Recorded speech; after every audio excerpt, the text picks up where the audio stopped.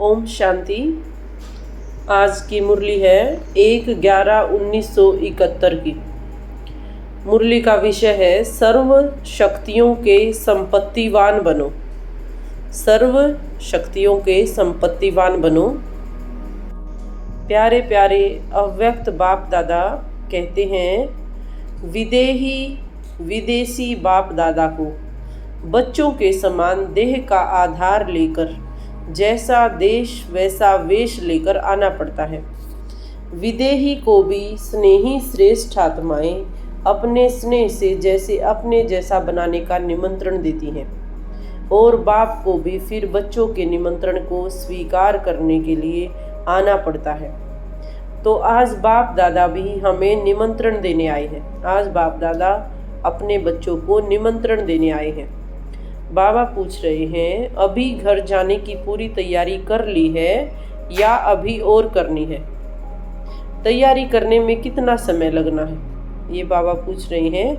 इस नई फुलवाड़ी को विशेष नवीनता दिखानी चाहिए। नए बच्चों के लिए बाबा कह रहे हैं कि नई फुलवाड़ी को विशेष नवीनता दिखानी चाहिए। ऐसे तो नहीं समझते हो कि हम नए क्या कर सकेंगे। बहुत सारे बच्चों के मन में क्वेश्चन होता है कि जो बड़ी दीदियाँ दादियाँ गई वो नंबर 1 है, तो नए बच्चे क्या कर सकते हैं? कुछ नहीं कर सकते।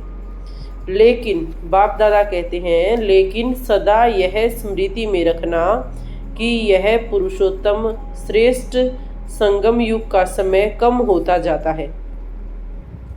तो इस थोड़े से संगम के समय को वरदाता बाप द्वारा वरदान मिला हुआ है कि कोई भी आत्मा अपने तीव्र पुरुषार्थ से जितना वरदाता से वरदान लेना चाहे उतना ले सकते हैं।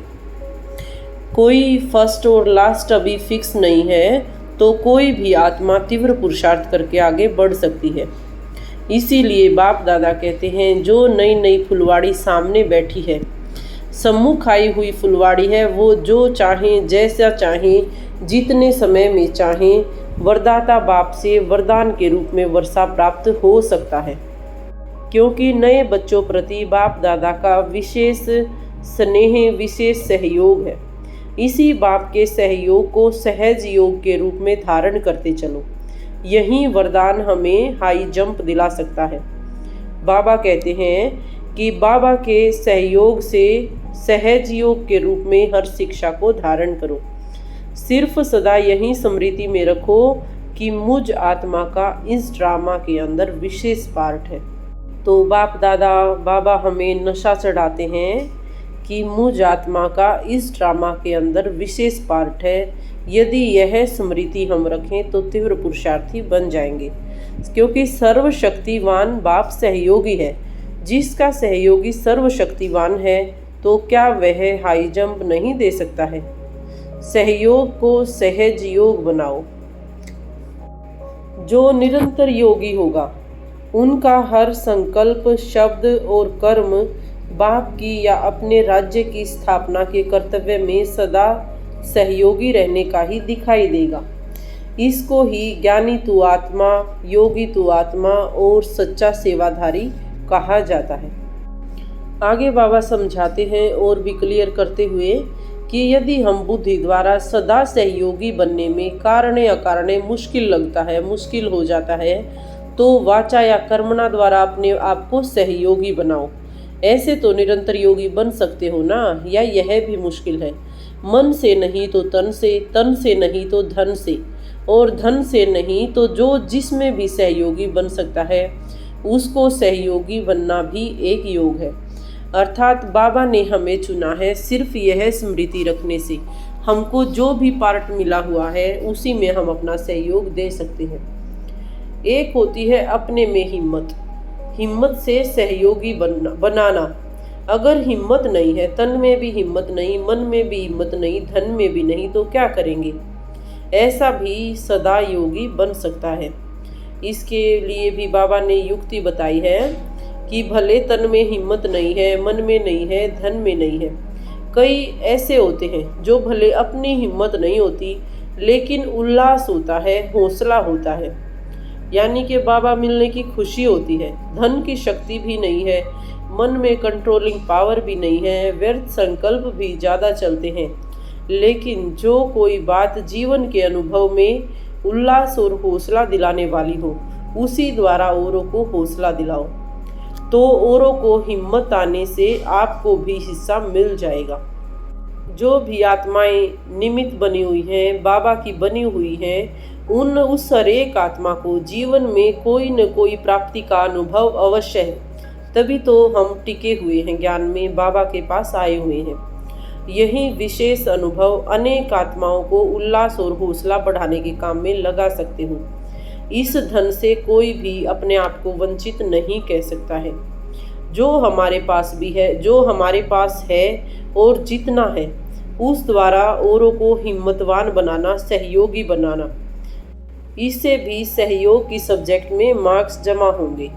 तो अब बाबा पूछ रहे हैं कि अब बताओ, योग सहज है या मुश्किल है? तीव्र पुरुषार्थी बनना सहज है या मुश्किल है? जब मानते हो कि एक बाप दूसरा न कोई, तो जहाँ बाप है वहाँ वर्षा तो है ही है, तीसरा और कोई हो नहीं सकता सिवाय बाप और अपने आप, अर्थात हम आत्मा। तो बाप और आप ये दोनों ही रह गए, तो दोनों के मिलन में कोई भी तीसरी रुकावट है ही नहीं, तो निरंतर योगी हो गए। सदैव हमें यही सोचना है कि हम हैं ही सदा बाप के सहयोगी, अर्थात सहज योगी। वियोग क्या होता है इसका जैसे मालूम ही नहीं। सहयोगी और वियोगी, सहयोगी अर्थात जो योग के साथ है, और वियोगी जो योग से परे है। तो वियोग शब्द को हमें खत्म करना है और सहयोग शब्द अर्थात बाबा के साथ हैं, समीप है, और बाबा हमारे साथ है। जैसे भविष्य में माया के प्रति हमें ना मालूम होता है कि माया क्या चीज होती है, वहीं बचपन वाली स्टेज अब याद करो, अर्थात अपनी आदि की स्मृतियां इमर्ज करें। तो बाबा ने इतना सहज योग हम बच्चों के लिए कर दिया है। तो अब बाबा कह रहे हैं कि अब कभी भी यह मत कहना कि कैसे योग करें, क्या करें। सिर्फ यह याद रखना, बाबा का वर्षा और वरदान। बाकी एक कदम रहा हुआ है घर जाने का। तो अभी तो हम हर कदम में पद्मापति बने हुए हैं। इतने वरदान हमें बाबा द्वारा मिल रहे हैं कि पद्मपति खजाना हम जमा कर रहे हैं। तो हमें अब हर कदम में समर्थ बनना है, व्यर्थ नहीं। स्मृति में समर्थी लाओ, साधारणता को समाप्त करो और स्मृति में समर्थी लाते हुए हर कदम में पदम लाते जाओ, तब विश्व के मालिक बन जाएंगे। आगे बाबा समझाते हैं कि जैसे लौकिक में भी छोटों से हमें अधिक स्नेह होता है, तो बाबा भी अपने छोटे छोटे बच्चों से, नए आए हुए बच्चों से प्रति कहते हैं कि छोटों से सदैव अति स्नेह होता है। तो अपने आप को अति सिकी लधे समझना, अति लाडले हो तो बाप समान बनकर दिखाना, भाई बहन के समान नहीं, बाप के समान बनना। आगे मुरली में बाबा होमवर्क दे रहे हैं कि बिना साज के राज समझा सकते हो या समझ सकते हो। किसी के मन के राज हम बिना वाणी में आए क्या जान सकते हैं? ऐसे अभ्यासी बने हो जो राज आपके मन में है, वह राज दूसरे को बिना साज के समझा सको, बिना वाणी के समझा सको। पिछाड़ी की सेवा में तो साज समा जाएगा, राज को ही समझाना पड़ेगा। तो ऐसी प्रैक्टिस करनी चाहिए। जब साइंस बहुत कुछ करके दिखा रही है, तो क्या साइलेंस में इतनी शक्ति नहीं है? जितना जितना हम स्वयं राजयुक्त, योग युक्त बनते जाएंगे, उतना उतना औरों को भी बिना साज के राजयुक्त बना सकते हैं। इतनी सारी प्रजा कैसे बनाएंगे? इसका अर्थ है कि जितना हम स्वयं के राजा बनेंगे, इस ज्ञान के राज को समझेंगे, बाबा से कनेक्ट रहेंगे, योग युक्त रहेंगे, जितनी हमारी स्थिति ऊंच होगी, उतना ही हम औरों को बिना वाणी के राजयुक्त बना सकते हैं, अपनी शक्तियों को विल कर सकते हैं। हमारी 1 सेकंड की पावरफुल स्टेज ऐसी रहे जो बिगर बोले, बिगर मेहनत करे, दैवी घराने की आत्मा की छाप लगा दे। यही है सर्वशक्तिवान का गायन। ये इसमें बाबा ने हमारे अंतिम स्वरूप का गायन किया है, जो मास्टर सर्वशक्तिवान होता है वह 1 सेकंड में ही किसी को सारा ज्ञान समझा सकता है, अनुभव करा सकता है, दैवी घराने की छाप लगा सकता है। वरदानी बन 1 सेकंड में भक्तों को वरदान देना। वरदान देने में मेहनत नहीं लगती, बल्कि वर्षा पाने में मेहनत है। वर्षा पाने वाले मेहनत कर रहे हैं, मेहनत ले रहे हैं, लेकिन हमें वर्षा पाने वाले नहीं, लेकिन वरदानी मूर्त बनना है। वरदानी मूर्त जब बन जाएंगे फिर मेहनत वाले न लेंगे, न देने वाले मेहनत करेंगे। तो यह है तुम्हारी लास्ट स्टेज, वरदानी मूर्त। लौकिक चित्रों में जैसे हम देखते आए हैं, सिर्फ हस्त ऊपर उठाया और वरदान दे दिया, और वरदान देते ही जो सामने आत्मा होती है, भक्तात्मा, इच्छुक या मांगने वाला, झट से वरदान उसके ऊपर फलीभूत हो जाता है 1 सेकंड में। वो है हमारी लास्ट स्टेज, वरदानी मूर्त।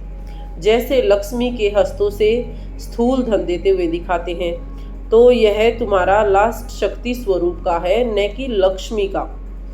लक्ष्मी का सिर्फ दिखा दिया, वास्तव में शक्तियों का दान करना है, शक्तियों के वरदानी मूर्त बनना है।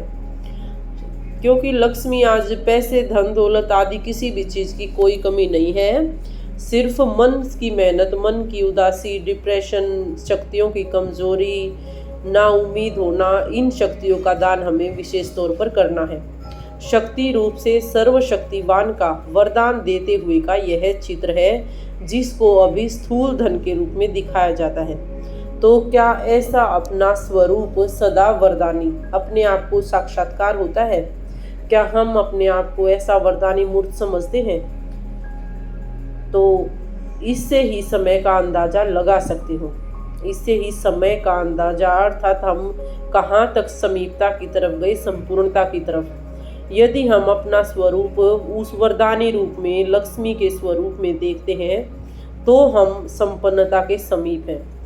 फिर वरदानी मूर्त शक्तियों के आगे सभी आएंगे। इसके लिए एक तरफ वरदान का बीज पड़ेगा, तो अपने में सर्वशक्ति जमा करनी है।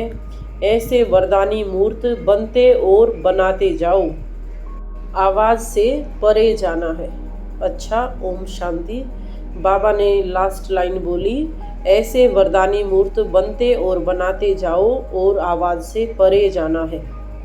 सिर्फ हमारी रूहानियत ही वरदान बन जाए, हमें आवाज में आना ही न पड़े, हमारी वाणी से परे की अवस्था इतनी पावरफुल हो, वो है हमारी लास्ट स्टेज, वरदानी मूर्त। ये थी हमारी आज की अव्यक्त मुरली। बहुत ही अच्छी मुरली थी कि सर्व शक्तियों के संपत्तिवान बनो। जैसे आजकल लक्ष्मी पूजा सबसे ज़्यादा करते हैं, तो वो वास्तव में लक्ष्मी का नहीं, बल्कि सर्व शक्तियों का दान हमें देना है, धन दौलत का नहीं। वो हमारी लास्ट स्टेज है, वही हमारा लक्ष्य भी बाबा ने बताया है, लक्ष्मी नारायण स्वरूप। और आज जो साकार मुरली थी उसमें भी सेम स्लोगन था, उसका बहुत ही अच्छा डिस्कशन बाबा ने टच करवाया है हमें कि हम अपनी सर्व शक्तियों को विल कैसे कर सकते हैं। उससे इससे अच्छा डिस्कशन हो नहीं सकता। तो कृपया सभी ध्यान से नोट करें और सुने, समझें, अप्लाई करें। यही मेरी दुआ है आप सभी के लिए। शुक्रिया। ओम शांति, ओम शांति, ओम शांति।